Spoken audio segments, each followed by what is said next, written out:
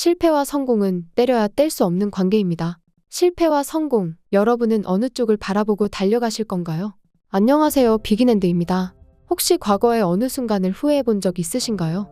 그때 그 일만 없었으면 정말 좋았을 텐데 그 일 때문에 내가 지금 이 모양이야. 나를 정말 어렵게 했던 순간, 지금까지도 힘들게 하는 일이 있으신가요?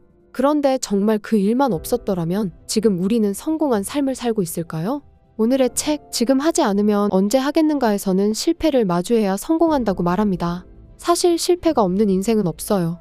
우리가 해야 할 일은 장애물을 받아들이는 실력을 키우는 것입니다. 분노하고 좌절하는 대신 평온하고 신중하게 대안을 찾고 장애물을 문제 해결의 기회로 삼을 때 우리는 뛰어난 지혜를 얻게 됩니다. 컬럼비아 대학교 물리학과 천문학 교수인 제너 레비는 이렇게 말했어요. 좌절하는 대신 이를 한 단계 더 올라설 기회라고 되새기면 대부분의 갈등은 지금껏 생각해왔던 해결책을 시험할 기회로 재발견될 수 있다.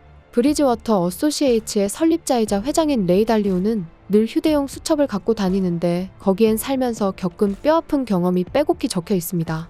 바둑을 복귀하듯이 되짚어볼 만한 실패나 실수를 적은 것이죠. 레이 달리오는 뼈아픈 실패가 인생의 가장 큰 스승이라고 하는데요. 어떻게 실패가 인생의 가장 큰 스승이 될 수 있을까요? 뼈아픈 경험의 복귀는 자신의 약점이나 실수를 정면으로 쳐다볼 수 있게 해준다.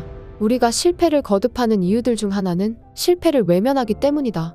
무엇이든 정면으로 보고 나면 인간은 자연스럽게 해결 방안을 모색한다. 상처난 곳을 정확히 들여다봐야 좋은 약을 쓸 수 있듯이 후회 없는 삶을 살려면 아픈 것들을 적극적으로 들여다보는 일이 꼭 필요하다. 코미디 배우이자 작가인 패튼 오스왈트는 지금껏 인생에서 가장 잘한 투자로 1년 동안 백수로 살면서 3년간 저축한 돈을 다 써버린 것을 꼽습니다. 1992년에서 1993년까지 샌프란시스코에 살면서 매일 밤 적어도 한 번은 코미디 무대에 올랐는데요. 출연료가 없는 무대였지만 그 1년 동안 코미디언으로서 10년치 성장을 이룰 수 있었다고 합니다. 패튼은 이렇게 말합니다.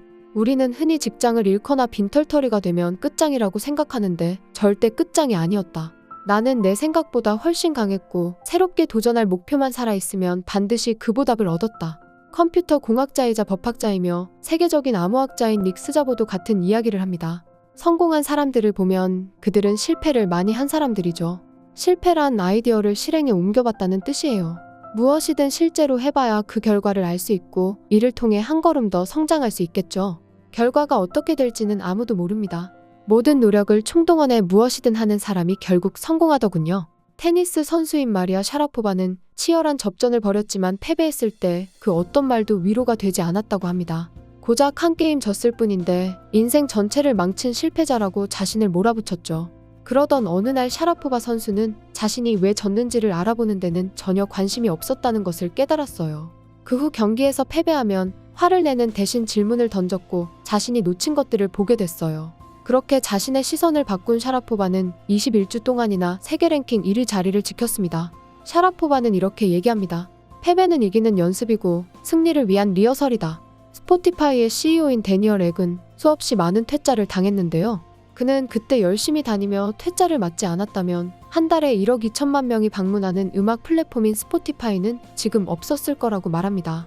데니얼은 이렇게 얘기합니다. 천재적인 재능을 가진 사람들은 많지만 내가 생생하게 기억하는 사람은 지금 이 순간에도 어디선가 신나게 퇴짜를 맞고 있는 사람이다.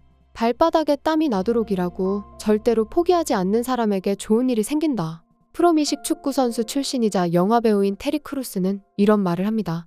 우리는 매 순간 주사위를 던진다. 우리는 늘 주사위 게임에서 원하는 숫자를 얻는 사람이 되고 싶어 하지만 그 생각은 틀렸다. 우리는 계속 주사위를 던질 수 있는 사람이 되어야 한다. 계속 주사위를 던질 수 있는 사람이 된다는 건 실패하더라도 다시 일어설 수 있는 사람이라는 뜻입니다. 탁월한 성공은 포기하지 않는 용기 덕분에 달성됩니다. 애플의 상금 변호사인 아멜리아 부는 2011년에 24시간 장애물 경주인 월드 터피스트 머더에 출전하기로 결정했는데요. 당시 아멜리아는 대출받은 등록금을 갚느라 빚에 시달리고 있어서 참가비 $450가 굉장히 크게 다가왔어요. 더군다나 경주에서 완주할 수 있을지도 확실치 않았죠. 그런데 경주를 마치고 보니 1000명이 넘는 참가자들 중 성공한 11명의 완주자 명단에 자신의 이름이 있었어요. 그 후로 장애물 경주 분야에서 경력을 쌓으면서 여러 차례 세계 챔피언 자리에도 올랐습니다. 아멜리아는 이렇게 말합니다. 인생의 다른 문을 열려면 반드시 참가비를 내야 한다는 것을 깨달았다. 마음이 지금 당장 가진 모두를 걸어볼 만한 곳을 가리키고 있다면 그곳으로 달려가 문을 활짝 열어라. 그러면 뻔했던 인생이 어느 순간 사라지고 아무도 몰랐던 새로운 세계가 불쑥 펼쳐질 것이다. 휴먼스 오브 뉴욕의 저자이자 사진작가 브랜던 스탠턴은 누구에게나 적용되는 지침은 없다며 이렇게 말합니다. 효과가 입증된 비타민을 먹고 많은 사람들이 읽는 책을 읽고 사람들이 좋아하는 것을 좋아하는 삶은 안전하다. 그 대가로 뭔가 남다른 걸 만들어내는 삶은 포기해야 한다. 남다른 걸 포기하면 언제나 아류의 삶에 만족해야 한다. 댄 젠슨은 스피드 스케이팅 500m 종목에서 주니어 세계 신기록을 세웠고 자타가 공인하는 최고의 선수였지만 올림픽 때마다 불운의 고배를 마셔야 했습니다. 1988년 캘거리 동계올림픽에서 500m 경기를 몇 시간 앞두고 백혈병을 앓고 있던 누나가 세상을 떠났다는 소식을 들었고 심리적 외상으로 경기 도중에 넘어지고 말았습니다. 며칠 후 열린 1000m 경기에서도 마찬가지였어요. 두 경기 모두 유력한 금메달리스트 후보였지만 모두 실패로 돌아가고 말았죠. 댄은 계속된 불운을 이겨내야겠다고 다짐했고 500m에서 36초의 장벽을 무너뜨리기 위해 매일 일기장에 35초 99라고 적고 나는 1000m가 좋다라고 적었어요.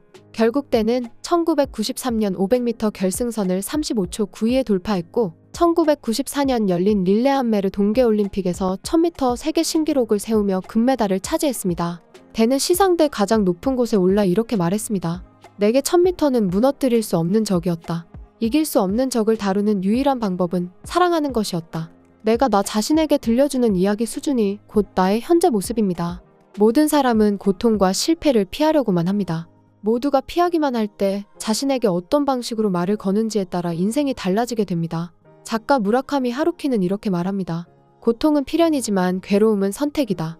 당신은 달리면서 너무 아파 더 이상은 못 달리겠어라는 생각이 들 수도 있다. 아픈 것은 피할 수 없다. 하지만 그것을 더 견딜지는 달리기를 하는 당신 자신에게 달렸다. 우리는 한계를 넘어선 목표를 세운다고 생각하는데요. 하지만 냉정하게 살펴보면 우리의 목표는 늘 나의 한계 안에 있습니다. 30분씩 운동하는 나를 일주일에 사흘 이상 만든다는 목표는 최소한의 성공만을 얻겠다는 것과 마찬가지입니다. 진정한 목표는 이루는 것이 거의 불가능해야 합니다. 그래야만 우리는 한계에 안주하지 않고 존재 밖으로 뻗어나가는 확장된 삶을 살 수 있습니다. 테드라는 무대를 세계적인 플랫폼으로 발전시킨 크리스 앤더슨은 자신의 존재보다 더 큰 것을 위해 살라고 말합니다. 테드가 전 세계인을 사로잡은 매력적인 강연들을 온라인에 무료로 배포한다는 결정을 내렸을 때 사람들은 모두 깜짝 놀랐어요. 하지만 그 결정은 테드를 테드의 바깥으로 무한하게 확장시켰습니다. 많은 이들이 테드의 콘텐츠를 인터넷에 폭발적인 힘으로 전파시켰고 그 결과 천문학적인 사람들을 끌어당겼습니다. 크리스는 이렇게 말합니다. 무엇이든 내 존재 안에, 내 한계 안에서만 실현 가능하게끔 두지 마라. 성공이란 두 음절은 확장이란 두 음절과 같다. 하버드대 교수이며 예술 분야의 대표적 지성인인 사라 엘리자베스 루이스 박사는 이렇게 말합니다. 인생의 목표는 영원한 추구다. 경험에서 배우고 추구를 멈추지 않는 한 우리에게 실패는 없다. 세계적인 동기부여 강사이자 베스트셀러 작가인 카일 메이나드는 선천적 희귀질환을 앓은 탓에 양팔은 팔꿈치까지밖에 없고 다리는 무릎 부근에서 끝납니다. 그럼에도 불구하고 카일은 최초로 보조기 도움 없이 킬리만자로와 아콘카가 산 정상에 오른 인물이고 레슬링 선수권 대회에서 우승했으며 크로스핏 공인 강사의 역도 세계기록 보유자입니다. 카일은 이런 이야기를 전합니다. 시수라는 핀란드어가 있다. 자신의 능력이 한계에 달했다고 느낀 뒤에도 계속 시도할 수 있는 정신력을 뜻한다. 더 이상 계속할 수 없다고 느껴질 때 사실은 그때 막 시작된 거라는 걸 알아야 한다. 성공하려면 한계까지 반드시 가야 합니다. 한계점에 도착하면 거기서 한 걸음 더 갈 수 있는 용기가 생깁니다. 한계점까지 자신을 끌어올리려면 수천 번의 실패를 겪을 수도 있어요. 하지만 실패를 경험하지 못했다는 건 한 번도 한계점까지 가보지 못했다는 뜻입니다. 다시 말해 아직 시작도 못 해본 것이죠. 시작이 없으면 성공도 없습니다. 프랑스 소설가인 마르셀 프루스트는 말합니다. 여행의 진가는 수백 개의 다른 땅을 같은 눈으로 바라볼 때가 아니라 수백 개의 다른 눈으로 같은 땅을 바라볼 때 드러난다. 실패와 성공은 때려야 뗄 수 없는 관계입니다. 실패와 성공, 여러분은 어느 쪽을 바라보고 달려가실 건가요? 다음에 더 알차고 좋은 내용을 담은 영상으로 찾아뵙겠습니다. 비긴핸드였습니다. 감사합니다.